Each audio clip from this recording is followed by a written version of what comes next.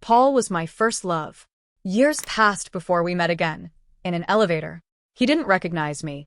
After pressing the button for the 26th floor, he noticed I hadn't moved and asked where I was going. I answered in a small voice, the 26th floor, too. He stared at me, his gaze so intense it made my whole body tense up. Finally, he spoke. I don't recall seeing you around the office. My hand, clutching an insulated food jar, tightened. I'm here for one of the employees, I replied. He nodded once and said nothing more. I stared at his tall, broad back for a few seconds, lost in thought. He didn't remember me, but I would never forget him. He'd been my boyfriend for 3 short months before using me as a stepping stone to get to my best friend. They became a couple. In the blistering heat of that long-ago summer, I lost my best friend and the love of my life all at once. Paul and I stepped out of the elevator, one after the other. With his long legs, he strode ahead, and I followed at a measured pace behind him. He turned left into an office, and I saw the nameplate on the door. So he was the new boss Ian had mentioned a few days ago, the one who'd been brought in from headquarters. I turned right into the main office area. At 9 o'clock at night, the development department was still a blaze of light. Most of Ian's colleagues knew me. Seeing me with the food jar, their eyes went wide with envy. Damn it! How come Ian gets lovingly prepared meals while we're stuck with a sad, lonely cafeteria food? Under the pressure of their good-natured teasing, Ian smiled shyly and pulled me out onto the balcony. It was quieter here. This was where he always brought me when I delivered his dinner. Inside the jar was chicken soup made from a free-range chicken my mother had bought specially from the countryside. The aroma was intoxicating. Smells amazing, Ian said, sniffing appreciatively. He looked at me, his face full of emotion. A woman like you, what more could a guy ask for? When do you think you'll get off work? I asked, stroking his head with a pang of sympathy. I think you're starting to go bald. Can't be helped. New boss, new rules. Everyone's pushing hard to meet the deadlines right now. He leaned in and gently bumped his forehead against mine. Once I finish this project, I can take my leave for our wedding. Ian and I had been set up by mutual friends. He had a high income. I had a stable job. We were a typical match in the modern dating market. After a few dates, we found we were both easygoing and got along well, so we made it official. We'd met each other's parents last month and had started discussing a wedding date. He was good to me. Even though we weren't married yet, he was completely open with his finances. He'd learned a thing or two from the internet, always making sure to label his contributions to our joint account as a voluntary gift. In return, I felt for him, working so hard, and often brought him dinner after I finished my own work. It was a comforting, stable way to be together. He didn't mind my plain looks. I didn't mind his straightforward, sometimes boring, personality. Just 2 ordinary people, supporting each other, building a life together. Ian worked overtime for nearly a month straight, and I visited him every few days. Even if I didn't bring food, we'd meet up at a small restaurant near his office, just to have a change of scenery. But every time I came, I ran into Paul. He was indeed a strict boss, with high expectations for his team. But Ian said Paul was fair. Though he demanded overtime from his staff, he worked even longer hours himself. Most importantly, Paul was brilliant at his job. He commanded respect. I could hear the admiration in Ian's voice when he talked about him, but I'd heard that tone from so many people before that it didn't seem strange. At first, I was a nervous wreck, terrified of what I'd do if Paul recognized me. But eventually, my heart settled into a placid calm. Even when Ian called out my name right in front of him, Paul's expression never changed. He really had forgotten me completely. I breathed a sigh of relief. After a while, when Paul started to recognize my face from my frequent visits, I could even manage a natural smile in his direction. He was a distant kind of boss, not one to joke around with employees, so he would just give me a detached nod whenever he saw me. I thought this was for the best. Since Ian worked under him, the simpler our connections were, the better. The day the overtime marathon finally ended, Ian called me, ecstatic, saying he wanted to come home for dinner. I left work early and went to his place with a bag full of groceries. I love to cook, and I love seeing the look of happiness on the faces of people I care about when they eat my food. Ian was hopeless in the kitchen, so he always took on the dishwashing duties. I heard the key in the lock and walked out of the kitchen, spatula in hand, just in time to see Ian step inside carrying a fruit basket. Before I could greet him, I saw Paul standing right behind him. The cheerful "You're home" died in my throat. I stood frozen for a few seconds. Ian, oblivious to my strange reaction, was busy finding slippers for Paul. "Director, you can wear these. They're brand new. I haven't even worn them yet." They were the matching couple slippers I'd bought last month. The women's pair was on my feet right now. I curled my toes uncomfortably. But Ian didn't know, and I couldn't tell him I didn't like him giving our couple slippers to someone else. He was a guest, after all, and Ian's boss at that. Of course, he had to be treated with care. Paul saw me and greeted me naturally. "Hello. Sorry to impose." Ian grinned. I ran into the director just as I was leaving work. He asked if I wanted to grab dinner, so I invited him over to our place. "Director, I'm not just bragging. My Nina's cooking is top-notch. You'll know once you try it." A corner of Paul's mouth twitched. "I don't need to try it to know. Every time your girlfriend brings you one of her special deliveries, I can smell it all the way from my office." I forced a smile. "Director, are there any foods you don't eat?" "Nothing in particular," Paul said. "I can eat anything." He was lying. He didn't eat ginger, scallions, or cilantro. And he couldn't handle spicy food. But Ian loved spicy food. Of course, I could have pretended I didn't know. But Paul was Ian's boss. If he was unhappy with the meal tonight, would he make things difficult for Ian at work? I bit my lip, hesitating for a moment, then changed the planned Szechuan spicy fish to a milder pickled fish soup. I added only a few dried chilies to the braised pork ribs for a hint of flavor. I stir-fried some shredded potatoes and made a simple tofu soup with a separate bowl of spicy chili dip on the side. It was enough for the three of us. When the food was on the table, Ian excitedly pulled out a bottle of red wine he'd been saving, saying he wanted to thank Paul for all his help recently. I wanted to stop him. Ian was a one-drink lightweight. But the wine was already breathing, and saying something now would just pour cold water on his enthusiasm. So, I ate in silence. Paul wasn't a man of many words.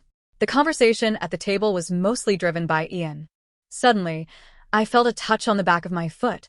I froze, my gaze instinctively dropping, but all I could see was the floral tablecloth. Was it an accident?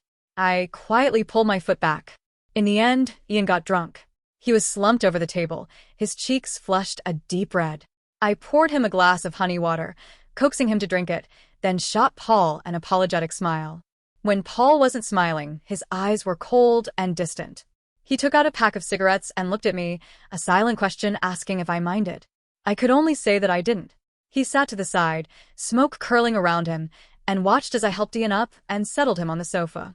I bustled about, covering Ian with a small blanket, then clearing the dishes from the table. Paul made no move to leave, and I didn't feel it was my place to ask him to. But with Ian asleep, the two of us standing there was uncomfortably awkward. I had to rack my brain to find things to do. I washed the dishes, wiped the table, and when I was truly out of tasks, I cut up an apple into little rabbit shapes for Paul. Paul speared a piece with his fork, studying it for a long moment before he finally spoke. "Nina." It was the first time he had said my name since we'd met again. "Are you like this with every boyfriend?" "Like what?" "Working yourself to the bone, giving everything they ask for." He paused, then delivered his verdict. "Like a maid." He paused, then delivered his verdict. "Like a maid." I froze, unsure how to respond. My fingers stilled on the knife I had been using to carve the apple, my ears straining for the meaning behind his words. Paul didn't look at me like he was criticizing. No, it was something else, an observation, precise and cold, yet faintly personal. I shrugged awkwardly, forcing a smile. "I just like doing things properly," I said, hoping my voice sounded casual. He said nothing more, simply leaning back in his chair, eyes narrowing slightly, as if analyzing me. For a moment, I wondered if he always studied people this carefully, or if somehow, subconsciously, he was searching for a memory he couldn't place. I pushed the thought away, reminding myself. He didn't remember me. He couldn't. Ian stirred on the sofa, mumbling in his sleep. I set the apple aside and quietly poured a glass of water for him. Paul watched my every movement, his expression unreadable, his cigarette smoke curling lazily in the dim light. After a few long moments, he stood. "I should go," he said finally, his voice even, controlled. "It's late." I nodded, stepping aside. "Of course. Thank you for dinner." He moved toward the door, his tall frame filling the doorway for a heartbeat longer than necessary. Then, something unexpected happened. He paused at the frame, one hand resting lightly against it, as though he were hesitating. His gaze lingered on me, not in the calculating way he usually looked at employees, but with a faint, flickering recognition that made my pulse quicken. I forced my composure and smiled politely. "Good night, Director." "Good night," he murmured, though his eyes didn't leave mine for another second. Then he turned and left, the click of the door echoing behind him. I exhaled slowly, a shiver running through me. There was something, a hesitation I hadn't expected, a trace of the man I once knew. I pushed it from my mind, telling myself it was just my imagination. After all, he didn't remember me. The next morning, the image of him paused at the door lingered in my thoughts. It wasn't just a glance, it was a hesitation that pulled at something buried deep inside my memory. And Paul, he kept appearing in the corners of my mind, in gestures, expressions, and the way he had looked at me that night. Meanwhile, Paul trudged home through the quiet city streets, cigarette in hand, the smoke mingling with the cool night air. His thoughts refused to settle. That fleeting pause, the way her hands had moved while clearing the dishes, the gentle tilt of her head as she spoke softly to Ian, there was something achingly familiar about it. Something he couldn't quite place. "Why do I feel like I've met her before?" he muttered under his breath, voice low, almost afraid of the answer. "No, it's impossible." He shook his head, trying to dismiss the thought, but the memory stubbornly lingered, fragmentary and teasing. A laugh, a smile, a glance, like pieces of a puzzle he had long forgotten. His chest tightened for no reason he could explain. Back in her apartment, I tried to shake off the unease settling in my stomach. I had kept my distance, had tried to remain professional, even detached, but the subtle flicker in his eyes haunted me more than I cared to admit.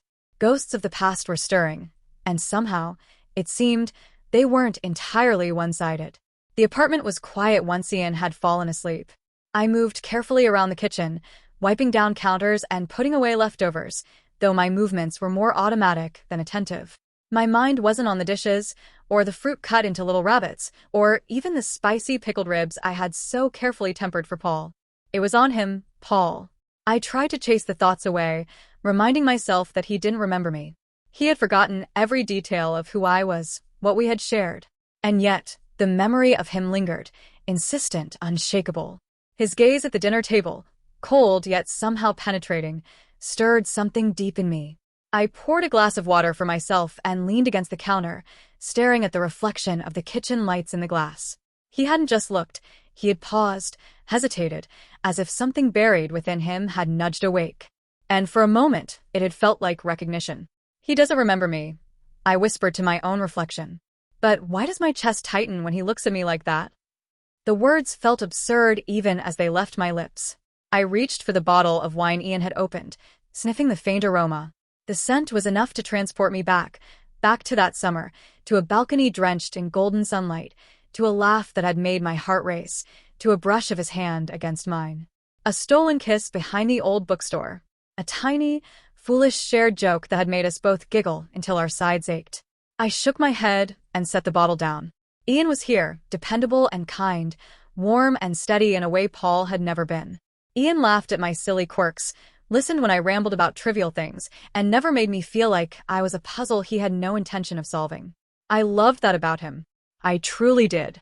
And yet, every memory of Paul, the sharp intelligence in his eyes, the distant calm that made him seem untouchable, the way he commanded attention without trying, pulled at something I couldn't ignore. I closed my eyes and pressed a hand to my chest, feeling the inexplicable tug of old feelings. "Ian, you are kind, reliable. Why do I feel guilty for remembering him?" The guilt gnawed at me, silent and persistent, a shadow creeping into the warmth of my life. I had worked so hard to let go, to build something stable and honest with Ian, yet Paul's memory hovered at the edges of my mind, as vivid as it had been all those years ago.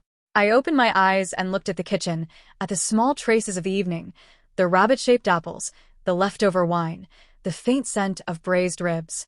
The ordinary, everyday world pressed in, demanding my attention, but my thoughts refused to obey. Somewhere, in the distance, a car horn sounded, sharp and ordinary, grounding me back in the present. I exhaled slowly, forcing myself to focus. Paul had forgotten me, and that should be enough. I had Ian. I had a life built on trust, stability, and affection. I would remind myself of that whenever the ghosts of the past came calling. Still, I couldn't help but wonder if he remembered, even just a little. Would he still see me the way I had once let him? Or had that summer been nothing more than a fleeting shadow, one I had carried alone all these years? For now, I pushed the thoughts away, hiding the tremor in my chest behind a carefully controlled exhale. The apartment was quiet, the night stretching around me, and I was left with my own conflicted heartbeat, unsure whether to mourn a past I could never reclaim or fear a future where it might find me again. The next morning, the office hummed with activity. Ian had barely finished telling me about the upcoming corporate event before Paul's name came up. "Nina," Ian said cheerfully, "I think you're perfect for handling the catering and table arrangements." "Paul agrees, right?" Paul, standing behind Ian with his usual calm authority, gave a slow, measured nod. "Yes," he said, his gaze lingering on me for a fraction longer than necessary. "You'll handle the menu, table setup, and guest presentation. I expect nothing less than precise execution." I swallowed, nodding automatically. "Of course. I'll make sure everything is perfect." Ian beamed at me, excitement written all over his face, but it was Paul's quiet scrutiny that made my pulse quicken. I could feel his eyes on me as I began planning, noting every detail from plate placement to table decor.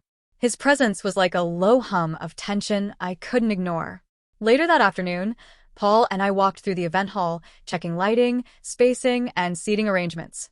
I moved with practiced efficiency, laying out sample menus and suggesting adjustments. Paul observed quietly, arms crossed, his gaze sharp. "You haven't changed much," he said after a while, his voice low enough that only I could hear. "You always do things meticulously." I stiffened slightly, guarding my expression. "Some habits stick, I guess," I replied lightly, hoping the casual tone would hide the flutter in my chest. He didn't respond immediately, simply watching as I adjusted a centerpiece. His attention to detail mirrored my own, and for a moment, it felt like the old days, before betrayal, before loss. As I arranged the silverware, I caught him staring a little too long at the way my hands moved, at the careful, deliberate motions. A memory prickled the edges of his mind, something familiar that he couldn't quite place, a laugh, a soft reprimand, a fleeting glance from years ago. He shook it off, though the memory lingered, like smoke curling in the corners of a room. "You're thorough," he said finally, almost to himself. "It's impressive." "Thank you," I murmured, keeping my tone neutral.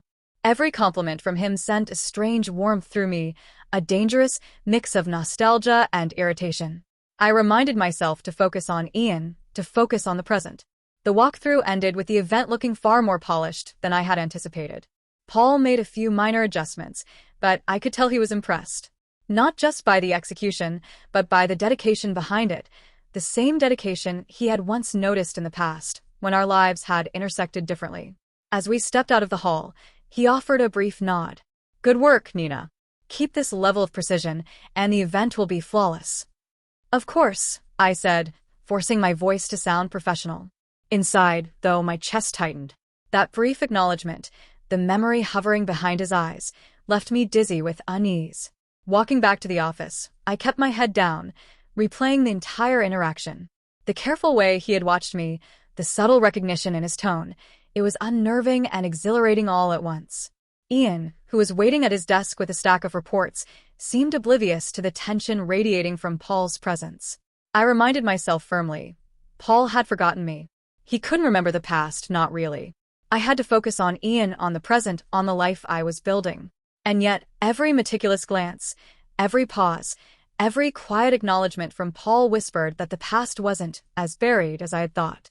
The office was quiet in the late afternoon, sunlight streaming in through the tall windows.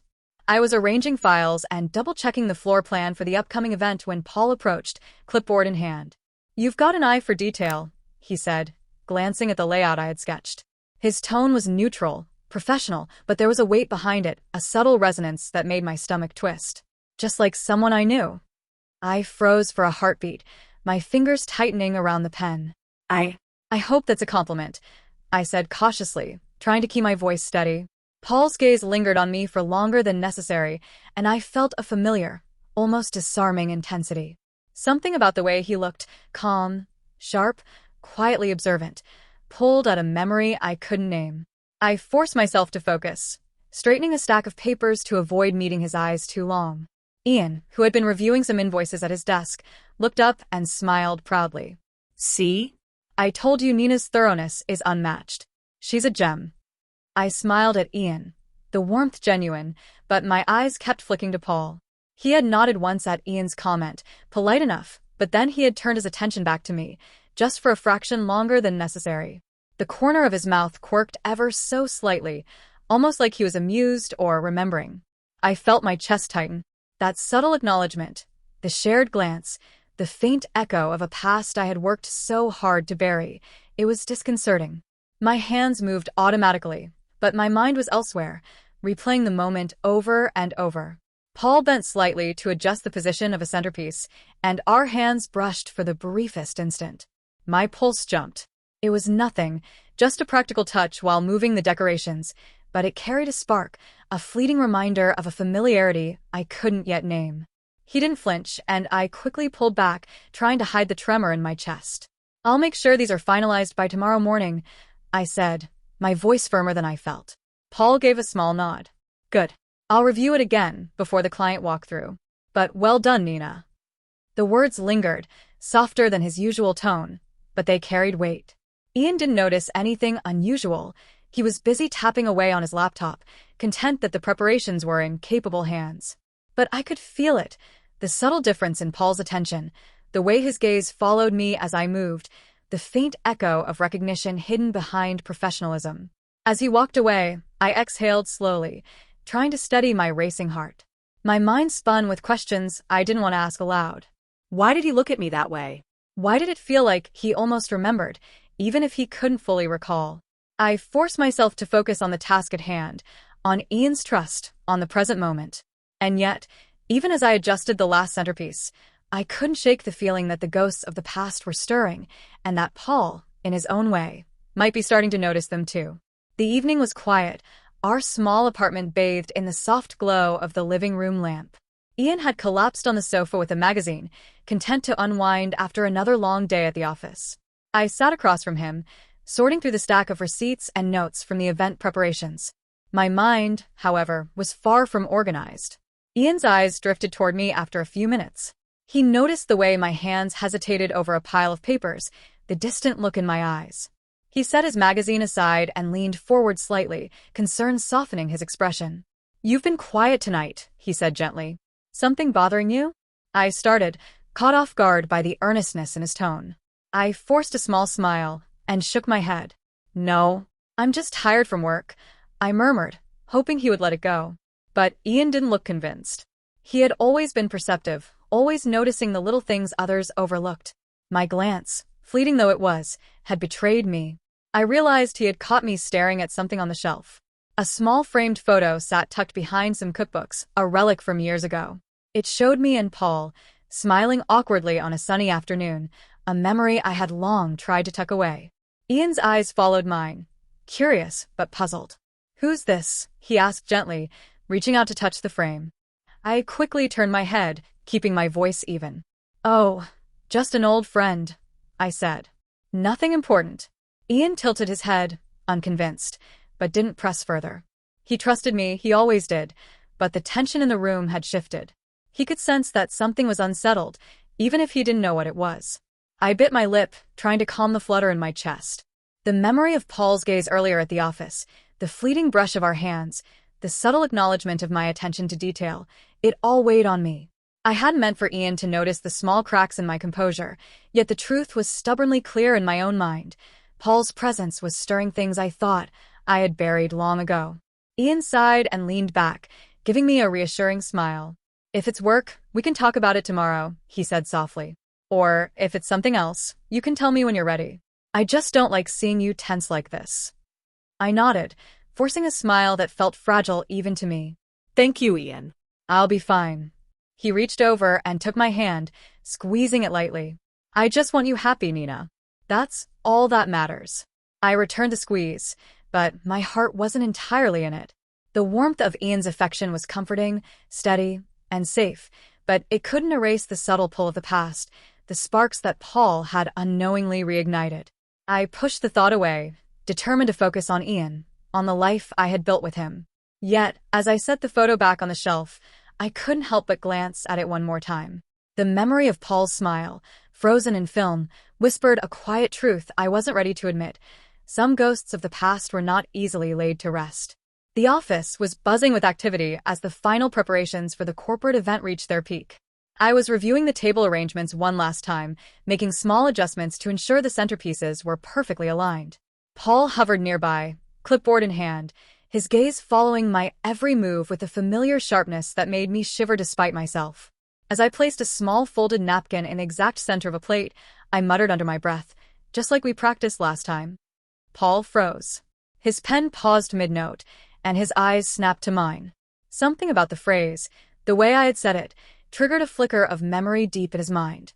A laugh, a stolen glance, the warmth of a hand brushing against his. His brows furrowed, and he took a slow step closer. "Wait, Nina," he said, voice barely above a whisper. I froze, my heart skipping a beat. "Director?" I asked cautiously, my tone carefully neutral. He blinked, struggling to process the recognition. Then his shoulders slumped slightly, and his usual cold professionalism melted into something heavier, more conflicted. I remember. Everything," he said, his voice low but firm, as though forcing himself to believe it. For a heartbeat, the office seemed to shrink around us. I felt his gaze linger, warmer, more searching, as though he were trying to reconcile the woman before him with the memory of the girl he had once known. My own breath caught in my throat.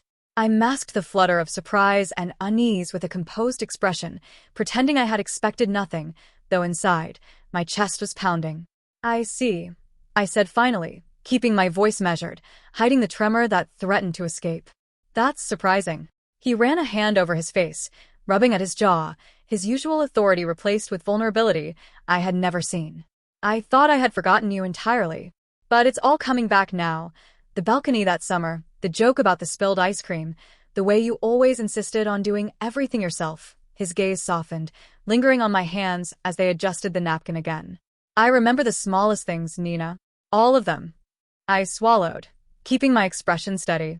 Part of me wanted to reach out, to let the memories flow freely between us, but another part clung tightly to the present, to Ian, to the life I had worked so hard to build.